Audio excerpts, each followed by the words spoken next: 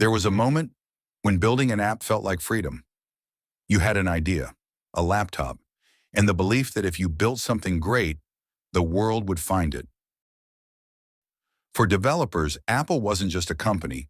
It was a gateway, a chance to escape a 9 to 5, a chance to build once and live off creativity. People quit jobs, pulled all-nighters, spent years learning to code, all for one dream: get approved on the App Store. And for a while, it worked. One app could change your life. Then, quietly, everything changed. No announcement, no warning, no apology, just silence. And slowly developers began to disappear, not because they weren't talented, not because their apps were bad, but because the rules changed and the dream stopped working. Apple never said, developers don't matter. They didn't have to. The signs were everywhere.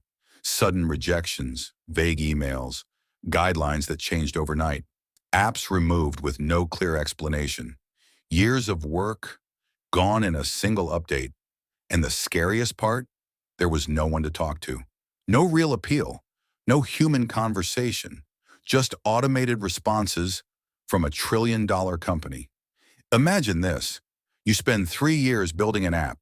You follow every rule as best as you can.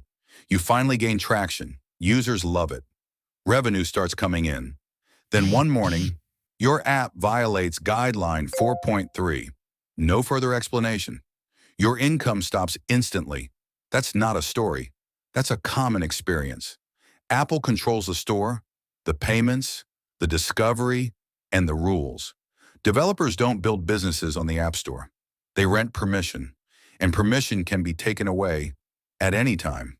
Then came the fees, 30%, not profit. Revenue, even small developers, people barely surviving, paid the same rate as billion-dollar companies. Apple called it ecosystem support. Developers called it survival pressure. But still, they stayed, because leaving meant losing access to over 1 billion users.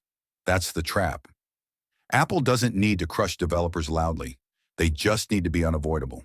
And so dreams didn't explode. They faded. Developers stopped experimenting, stopped taking risks, stopped believing the App Store was a ladder. It became a lottery. A few winners, millions stuck. This isn't about hating Apple. It's about understanding power. When one company controls who gets seen, who gets paid, and who gets removed, creativity stops being free. It becomes permission-based. And the saddest part? Most users never notice.